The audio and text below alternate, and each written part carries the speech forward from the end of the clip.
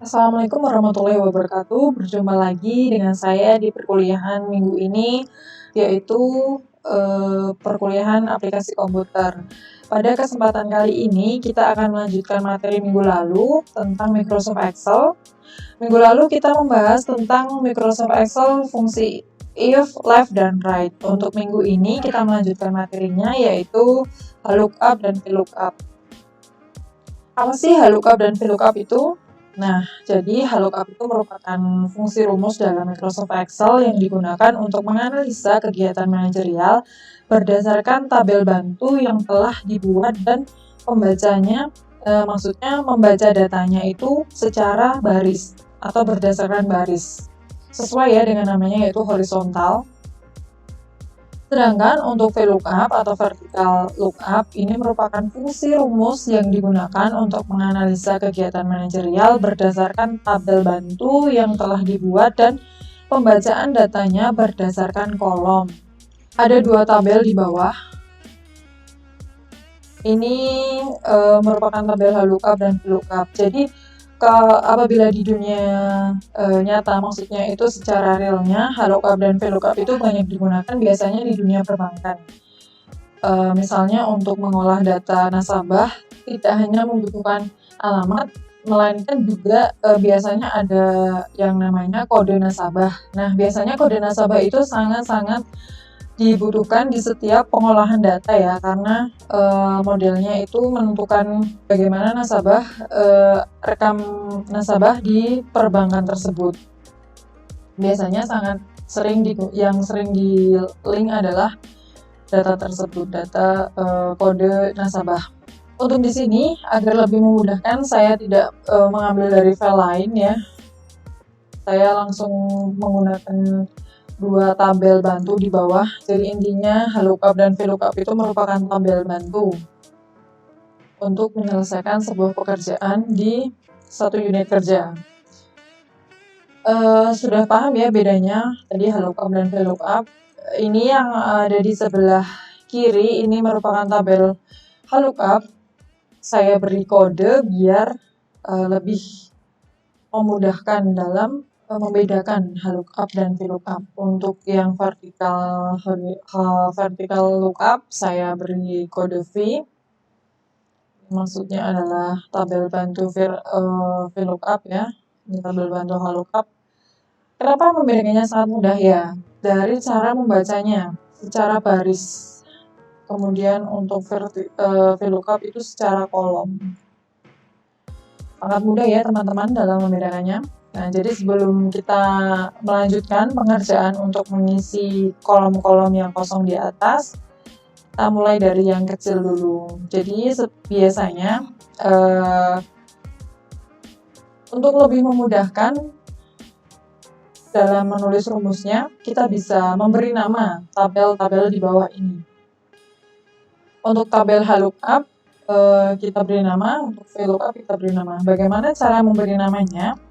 Jadi teman-teman bisa blok dulu di sini untuk tabelnya, kemudian kita ke formula, ke define name atau pengubahan nama ya. Kita ubah misalnya mau tabel 1 atau tabel lookup gitu, tidak masalah maksudnya. Untuk lebih simpelnya kita tulis tabel 1 gitu aja ya. Tanpa spasi, lalu kita oke. Nah, secara otomatis namanya akan berubah, dan apabila belum diberi nama, maka tulisannya akan menyesuaikan H16 gitu. Ini kita lakukan hal yang sama untuk tabel VLOOKUP-nya, kita beri nama tabel 2. Oke. Nah, sekarang sudah ada namanya, maka akan lebih memudahkan kita dalam proses pengerjaan tugas. Ini kolom jenis kelamin. Sudah pernah ya pasti di perkuliahan minggu lalu pun kolom ini sudah dibahas. Bagaimana cara mengisinya? Rumusnya masih sama, belum berubah. Kita mulai ya teman-teman. Berarti kita menggunakan fungsi if di sini karena jenis kelamin ya masih berkaitan dengan materi minggu lalu. Sama dengan if kita kurung, masukkan kodenya, W berarti wanita, P pria.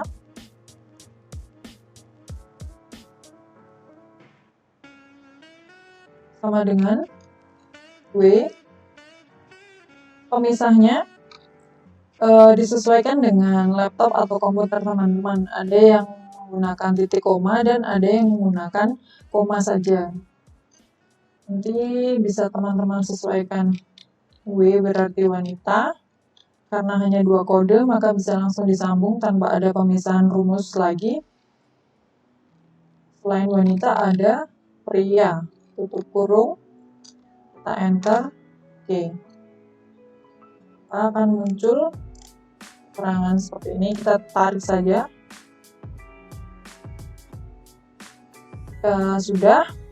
Kita masuk ke program. Nah, ini program. Kita menggunakan fungsi if left right ya. Masih ingat ya? Kelihatan jelas left right itu dibedakan dengan ada 2 kode yang dipisahkan oleh tanda garis miring. Untuk memulai, sama dengan if. Untuk program ini sudah ada keterangannya. Reg sama dengan regular, pri sama dengan private. Karena posisinya ada di sebelah kiri, maka kita menggunakan rumus left. Kita ambil kodenya. Oke, baik teman-teman, di sini penulisan kode ini tergantung dari jumlah huruf kodenya ya teman-teman. Apabila tertulis 3, maka kita tuliskan 3. Apabila tertulis 2, maka kita tuliskan 2. Di sini karena reguler dengan kode REG terdiri dari 3 huruf, maka di sini kita tuliskan 3. Kemudian sama dengan kita terangkan reg sama dengan reguler. Karena hanya ada 2, regular dan private, maka bisa langsung kita sambung. Selain regular, ada private. Oke, kita tutup kurung, kita enter. Seperti ini, kita tarik. Kita lanjut ke kolom selanjutnya ya. Kelas, di sini ada SO, MA, SI. Keterangannya adalah SI untuk siang, SO untuk sore, dan MA untuk malam. Rumusnya masih menggunakan fungsi if left dan right. Bedanya kalau untuk sekarang kita menggunakan fungsi right. Sama dengan if, buka kurung right, buka kurung lagi, klik kodenya, kita tuliskan jumlah huruf dalam kode tersebut. SO berarti terdiri dari 2 huruf, maka kita tulis 2. Kemudian kita tutup kurung. Sama dengan kita terangkan di sini SI untuk menerangkan siang. Nah, karena terdiri dari 3, kita pisahkan lagi dengan rumus if. Kalau di sini sudah tidak perlu menggunakan sama dengan ya teman-teman. Kita tulis kodenya D5, kodenya, terus kemudian sama dengan SO menerangkan sore. Kemudian selain siang dan sore ada malam. Kurung 2 kali menyesuaikan ya. 1 ada di sini. Kemudian 2. Oh maaf, di sini ada sedikit typo. Jadi habis if itu buka kurung harusnya kita tetap menuliskan right seperti ini ya teman-teman. Kemudian kita buka kurung baru.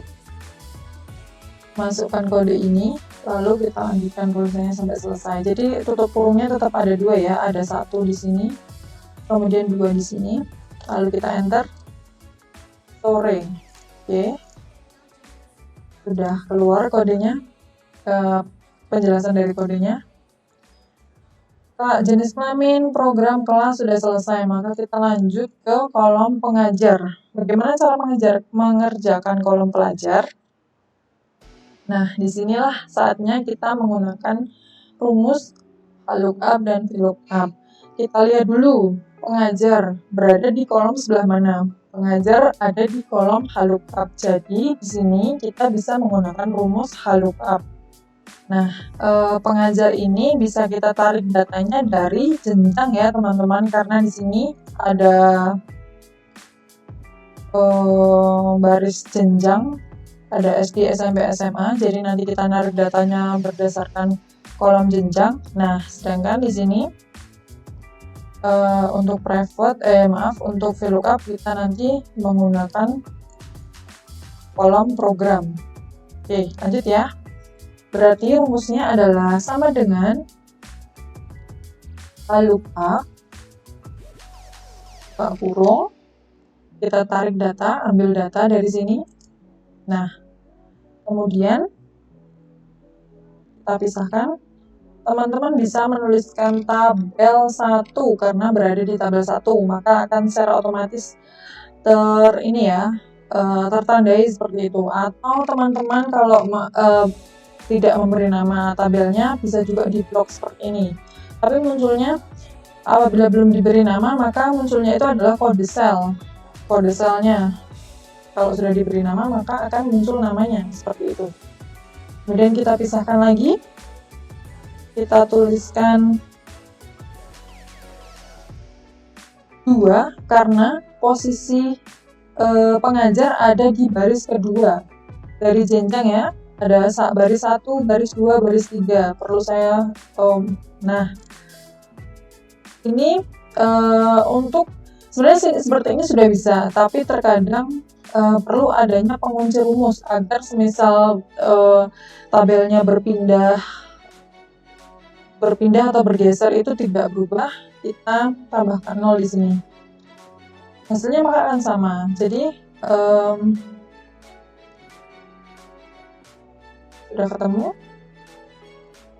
Oke, teman-teman, ini ya saya jelaskan ulang ya biar tidak bingung. Jadi di sini itu ada baris ya, baris 1, ada baris 2 dan baris 3. Ini tadi.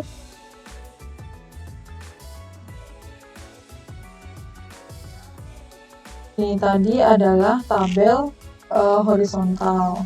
Nah, untuk vertikal kita lakukan hal yang sama. Kalau vertikal berarti di sini ya, ada kolom 1, ada kolom 2, kolom 3, dan kolom 4.